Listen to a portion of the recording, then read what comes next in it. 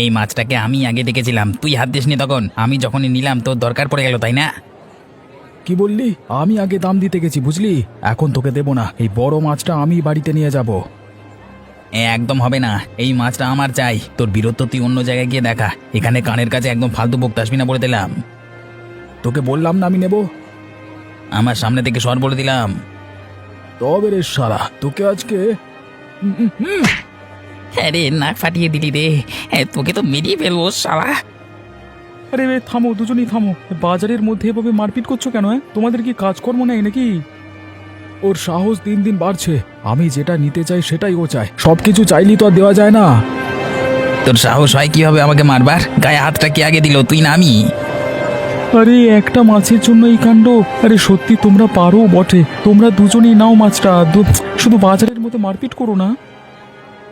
না, আমি একাই নেব ওই মাছ। রতন, তুই যদি ওই মাছটা বিক্রি করিস তাহলে তোকে আমি দেখে নেবো বলে দিলাম। আরে দাদা, তোমাদের জন্য আমার ব্যবসা লাটে উঠবে। তোমরা দুজন বরং এখান থেকে যাও। ঠিক আছে, আজকে চলে যাচ্ছি, কিন্তু পরে একদিন ঠিক আসবো। এর প্রতিশোধ নিয়েই ছাড়বো আমি।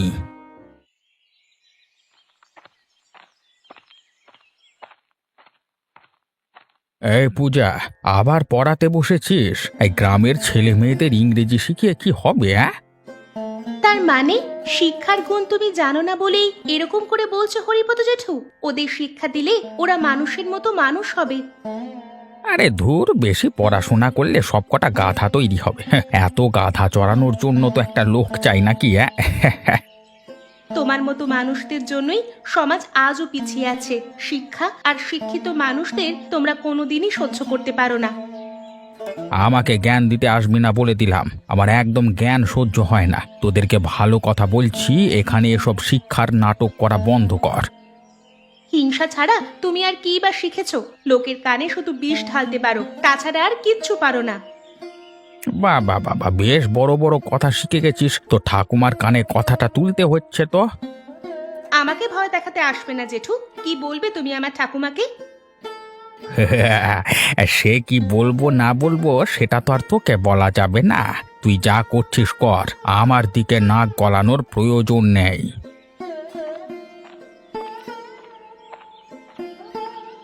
শয়তান লোক কোথাকার, গ্রামের উন্নতি একদম দেখতে পারে না। একদিন না একদিন ঠিক সোজা হবে ও। উফ, আর পারছি না গিন্নি, প্রচন্ড বিরক্ত লাগছে। আমি মনে হচ্ছে আর বাজারে যাব না। আবার কি হলো? কিছু ঝামেলা হয়েছে নাকি? আরে ওই তো 3টে গ্রামের লোক একসাথে আসে, তারপর মাছের জন্য টানাটানি ঠেলাঠেলি, তারপর শুরু হয় ঝগড়া। সেখান থেকে একদম মারামারি, প্রচন্ড বিরক্তিকর অবস্থা। রোজ এই এক সমস্যা। আজ আবার কে কার সাথে লাগলো? খগেন আর গোপাল একটা মাছ নিয়ে মারামারি। তুমি ভাবতে পারছো গিন্নি, গোপাল তো নাক ফাটিয়ে ফেললো নগেনের। এ মা, কি ছোট লোক ওরা! এইভাবে মারপিট শুরু করতে পারলো? ওদের কি একবারও লজ্জা করলো না? আরে ওরা একেবারেই নির্লজ্জ। আর যত মারপিট ঝামেলা এসে লাগবে আমার দোকানের সামনে। তাহলে আমাদেরও গ্রামের মোড়লদের কিছু বলতে হবে। ওরা কিছুই বলবে না গো, শুধুমাত্র আমার সমস্যার জন্য তারা কি আর কিছু বলবে? তারা দিনের শেষে ভাগের টাকাটা পেয়ে গেলেই হলো, তাদের আর কিচ্ছু চাই না। তাহলে তোমাকে একটাই অনুরোধ করব, তুমি এভাবে দুম করে ব্যবসাটা বন্ধ করে দিও না। না হলে আমরা না খেতে পেরে মরে যাব। ঝামেলা না হয় একটু সহ্য করে নিলে, তারপর যা হয় দেখা যাবে। হ্যাঁ, তাছাড়া তো কোনো উপায় নেই। তুমি আমাকে দুটো খেতে দাও গিন্নি। এখন আমার প্রচন্ড খিদে পেয়ে গেছে, মাথাটাও ধরেছে, বিরক্ত লাগছে গো। দেখো হরিপদ কাকা, দেখো আমার নাকের কি অবস্থা করেছে। দেখো গোপাল মেরে ফাটিয়ে দিয়েছে আজকে। এ বাবা, কি হাল করেছে রে! এভাবে কেউ কাউকে মারে নাকি? কি অবস্থা!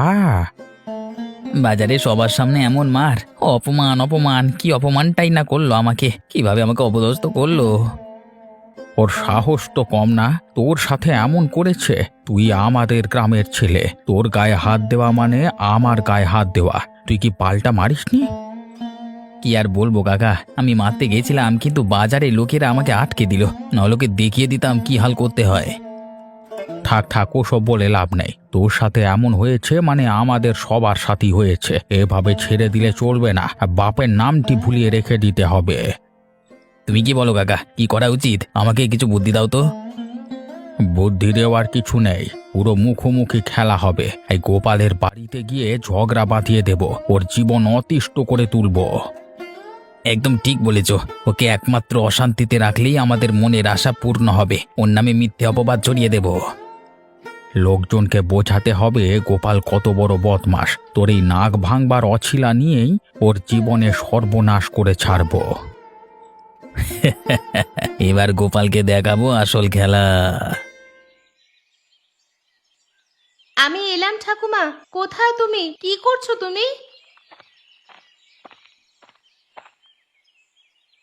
আয় মুখ পুরি, সকাল হলেই তো বাড়ি থেকে বেরিয়ে পাড়া বেড়াতে বেরিয়ে পড়িস। এখন বাড়ি এসে দেখতে চাইছিস বেঁচে আছি না মরে গেছি? এরকম করে বলছো কেন ঠাকুমা? আমি তো ভালো কাজ করতেই। তোকে আর ভালো কাজ করতে হবে না। তুই কবে বিয়ে করবি বলতো? এইভাবে আর কতদিন চলবে? তুই কি সারাটা জীবন এইভাবে বুড়ো হয়ে থাকবি নাকি? আমি তো তোমাকে কতবার বলেছি ঠাকুমা, আগে আমার একটা বড় স্বপ্ন আছে, সেটা পূরণ করব, তারপর বিয়ের কথা ভাববো। কি কি বড় স্বপ্ন? তোর ওই স্কুল করবার স্বপ্ন? দেখ, ছেঁড়া কাঁথায় শুয়ে লাখ টাকার স্বপ্ন দেখতে নেই, জানিস তো? আমি সবসময় এরকম বাজে চিন্তা ভাবনা করি না ঠাকুরমা। আমি যখন করব বলেছি তার মানে করে দেখাবোই দেখাবো, কেউ আমাকে আটকাতে পারবে না। এই জেদ, তোর এই জেদ খুব বাজে জিনিস। তুই ছোট্টবেলা থেকে আমার একটা কথা শুনিসনি, এখনো তুই সেরকম হয়েই আছিস।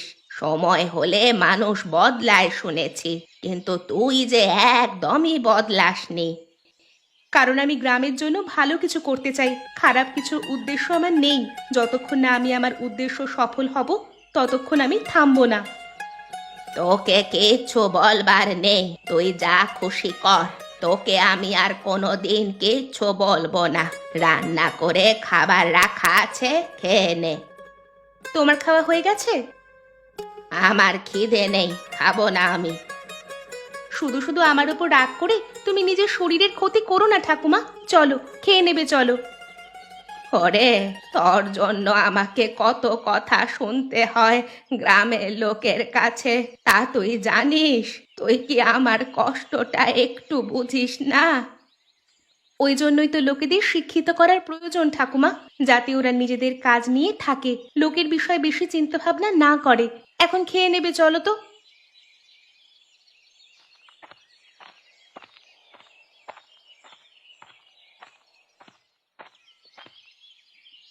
অবিনাশবাবু, আর পারছি না। এই মাছের বাজার নিয়ে প্রতিদিন ঝগড়া মারপিট। আজকে খগেন তো একদম আমার উপর।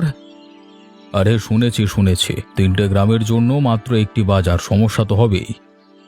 তা বলে কি প্রত্যেক দিন মাথা ফাটাফাটি হবে? এসব কি প্রতিদিন ভালো লাগে? প্রতিদিন এভাবে মান অপমান বিরক্তিকর। আমি তো অনেক দিন ধরেই ভাবছি কিছু একটা করা দরকার, কিন্তু কি করা দরকার সেটাই তো বুঝতে পারছি না। বাবু, আপনি কি শুধু ভেবেই যাবেন? আমাদের কথা একটিবার ভাবুন। সারা জীবন এভাবে অপমান সহ্য করে যাব? এবার কি করব বলো দেখি? পাশের গ্রামের লোকেদের ডেকে আমি যে কথা বলবো, তারা কি এখানে আসতে রাজি হবে? আপনি বুঝতে পারছেন না বাবু, শুধুমাত্র কথা বলে এই সমস্যার সমাধান করা যাবে না। এর জন্য ওই বেটা খগেনের শাস্তির ব্যবস্থা করতে হবে। কিন্তু পাশের গ্রামের মানুষের জন্য শাস্তির ব্যবস্থা আমি কিভাবে করব? তাহলে আমাদের জন্য আমাদের নিজেদের গ্রামে একটা মাছের বাজার করুন দয়া করে। আমি দেখছি কি করা যায়, কিন্তু গোপাল, তোমরা যদি নিজেদের মধ্যে ঝামেলা মিটিয়ে নিতে তাহলে সব থেকে ভালো হতো না? ভালো তো হতো, কিন্তু যারা কথায় কথায় গায়ে হাত দেওয়ার দুঃসাহস রাখে তাদের সাথে কি কথা বলবো বলুন তো? তাহলে আর কি, আমাকে একটু ভাবনা চিন্তার সময় দাও।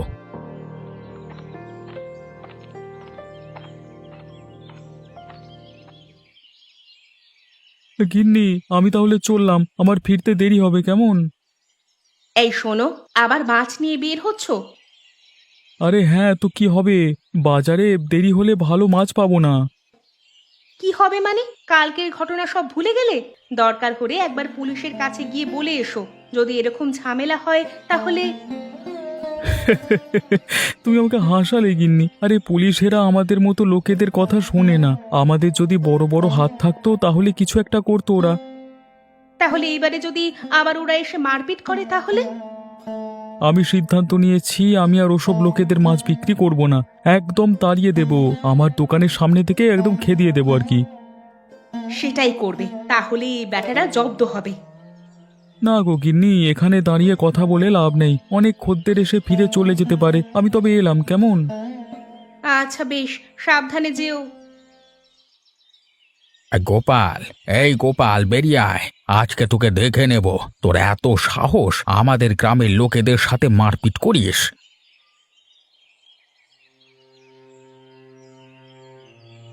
কি হয়েছে আবার? সকাল সকাল এত চেঁচামেচি কেন? আরে তোমরা আমার ঘরটাকে কি তোমাদের বৈঠকখানা পেয়েছো নাকি? ওরে বেয়াদব, লোকের ক্ষতি করে আবার বড় বড় কথা। তোকে আজকে মেরে ফেলবো। তুই যা করেছিস তার জন্য তোকে শাস্তি পেতেই হবে। তুমি কিসের কথা বলছো কাকা? পরিষ্কার করে বলো তো। এই যে আমার পাশে দাঁড়িয়ে আছে, এর উপর তুই কোন সাহসে আক্রমণ করেছিলিস? বেশ করেছি, ও যদি নিজেকে না বদলায় তাহলে আবার আক্রমণ করব। ওরে তোর কি সাহস রে!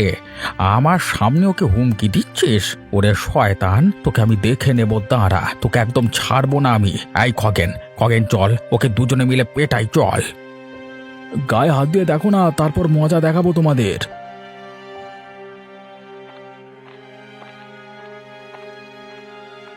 কি হচ্ছে এখানে? চেঁচামেচি কিসের?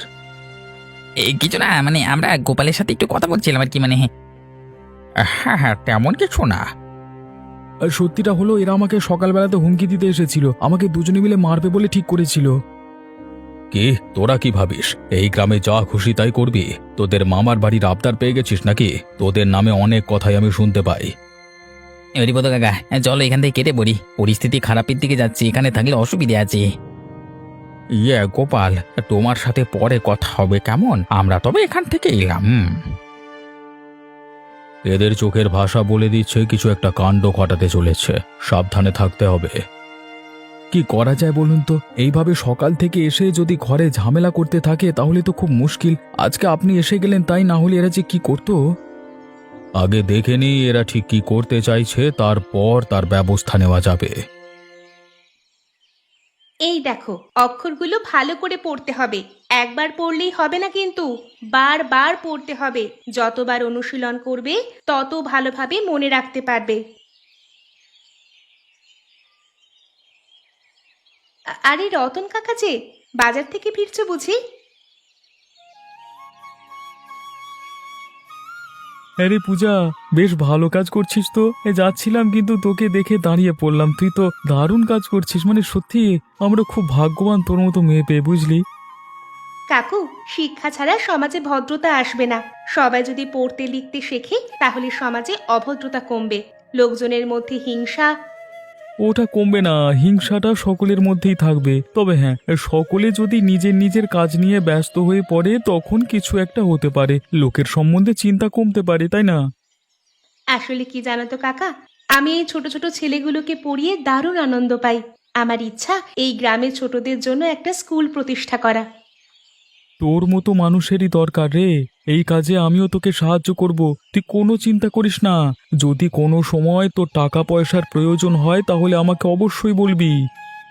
হ্যাঁ কাকা, নিশ্চয়ই। তুমি যে আমার পাশে থাকবার আশ্বাস দিলে, এতেই আমি খুব খুশি। আমার কাছে কত বড় যে আশীর্বাদ এটা।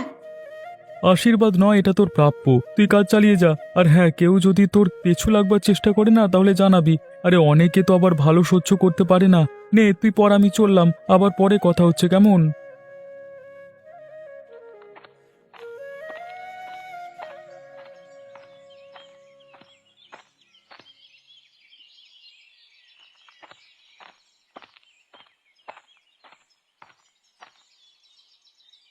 আরে এসো এসো বুড়িমা, তোমার সাথে একটা জরুরি কথা আছে, তোমাকে একটা কাজ করতে হবে।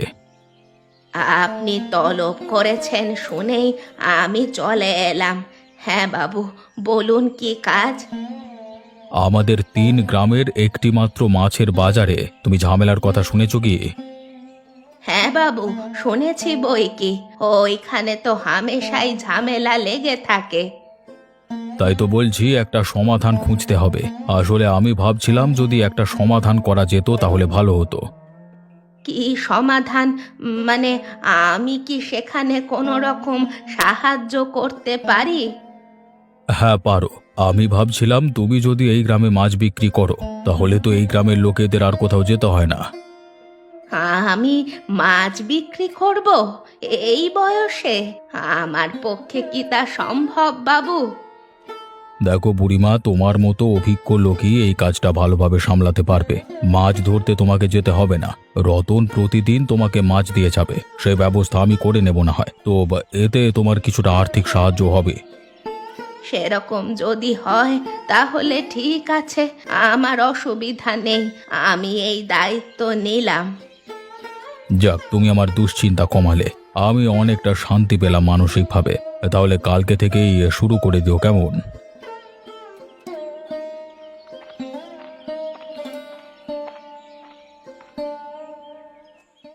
শোন খগেন, তোর কানে কোনো খবর এসেছে? কোন খবরের কথা বলছো কাকা? এই তো কিছুই বুঝতে পারছি না, মানে কি বলো তো? আরে ওই গ্রামের ওই বুড়ি, এই অবিনাশ বাবু টাকা নিয়ে নিজের গ্রামের মাছের ব্যবসা খুলবে বলছে রে কাল থেকে, আর অবিনাশ বাবু তাকে সমর্থনও করছে। না না না না, এই কাজ তো কোনো মতেই করতে দেওয়া যায় না। বুড়ি এই বাজার বসালে আমাদের লাভের রাস্তা বন্ধ হয়ে যাবে, আমাদের আধিপত্য শেষ হয়ে যাবে, তখন কি হবে? আমরা থাকতে এই কাজ কখনো হতে দেব না, আমাদের এই কাজ বন্ধ করতেই হবে। তাতে যদি খারাপ পথ অনুসরণ করতে হয় তাহলে তাই হবে। বুড়ির ওপর চাপ দিলে সে টলবে না, কিন্তু তার নাতনিটাকে যদি... যদি পূজাকে একটু শিক্ষা দেওয়া যায় তাহলে বুড়ি ভয়ে বাজার বন্ধ করে দেবে, আর শুরু হওয়ার আগেই শেষ হয়ে যাবে। তাহলে তাই হোক, রাতে ওদের বাড়িতে গিয়ে ভয় দেখাবো, আর দরকার হলে একটু হুমকি দেব, ভয় দেখাবো। আর পূজা যদি ভয় পায় তাহলে বুড়ি নিজে থেকেই পিছু হটবে। তাহলে চলো আজকে রাতে ভয়ঙ্কর খেলা খেলে দিয়ে চলে আসি, আর সুটিয়া লাল করে দেবো বেটাদের। হ্যাঁ, আর এই অবিনাশের বাচ্চাটাকে আমি পরে দেখে নেব।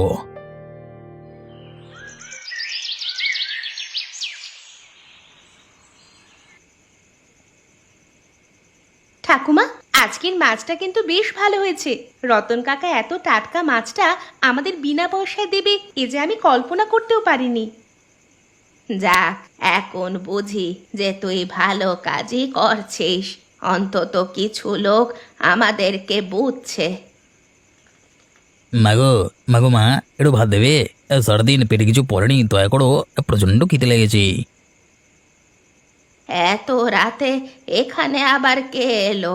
মনে তো হচ্ছে ভিক্ষা করতে এসেছে। ক্ষুধায় কষ্ট পাচ্ছি, একটু খাবার দাও না মা। ঠিক আছে, আমি দেখে আসছি।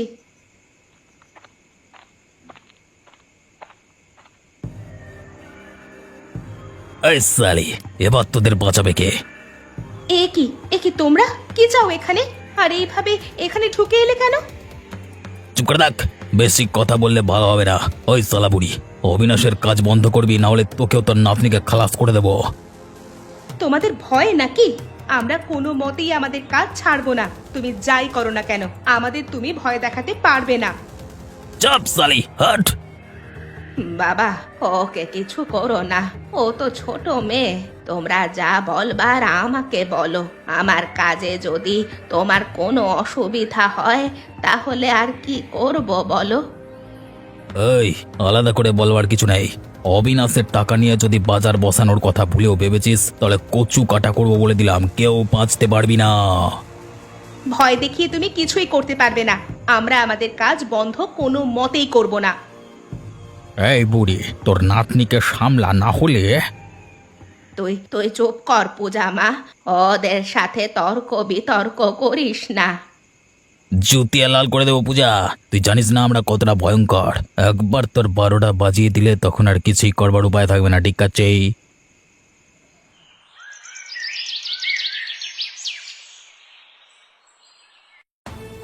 দাঁড়া বেটা, এত বড় সাহস! একটা মেয়ে মানুষকে হুমকি দিবি? আজ তোদের ঠিক করে দেব, কিভাবে মেয়েদেরকে সম্মান দিতে হয় সেটা তোদেরকে শেখাবো। আরে দিদি, আমরা ভুল করে ফেলেছি, মাফ করে দাও দিদি, আর জীবনে কোনোদিন করবো না। এই হরিপদ কাকা দিব্যি বলছি। ওরে বাপ রে বাপ, মারে ছেড়ে দে রে, আমি আর জীবনে করবো না রে। ছাড়বো? হ্যাঁ, পূজাকে মারতে গেছিলিস আর ভাবছিস আমরা ছাড়বো? আরে দাঁড়াও, তোমাদের হয়েছে কি চাঁদু, এই তো সবে শুরু, এখনো খেলা বাকি, বুঝলে তো? শোনো, এই দুই বজ্জাত রাতের আধারে পূজাকে ভয় দেখিয়ে মেরেছে। এদেরকে ছেড়ে দিলে এরা আজকে এদের সাথে এমন ব্যবহার করেছে, কালকে তোমাদের ঘরের মা বউদের সাথে করবে। ওরে রতন, দাঁড়িয়ে থাকিস না, মার শালাদের। ওরে বাবারে, ছেড়ে দাও না, আমি আর কোনোদিন করবো না, কারণ ক্ষতি করবো না। বেটারা এবার ক্ষমা চা, মাপ চা, না হলে এখানেই ফেলে রাখবো তোদের, বলে দিলাম। এই পূজা, আমরা ভুল করেছি, মাফ করে দে। সত্যি খুব খারাপ করেছি রে, আর কখনো এমন করবো না। বেশি নাটক করিস না, এই গ্রামের লোক তোদের মুখ আর দেখতে চায় না। তোরা এই মুহূর্তে গ্রাম থেকে চলে যা বলে দিলাম, না হলে আরো মার তোদের কপালে আছে। তাহলে অবশেষে পাপ বিদেয় হলো। হ্যাঁ বাবু, আশা করছি এবারই মাছের বাজারে শান্তি নেমে আসবে। এই কাঠি করবার লোক থাকলো না কিনা, তাই বলছি আর কি, মানে। আর পূজা, তোর কোনো ভয় নেই, আমরা সব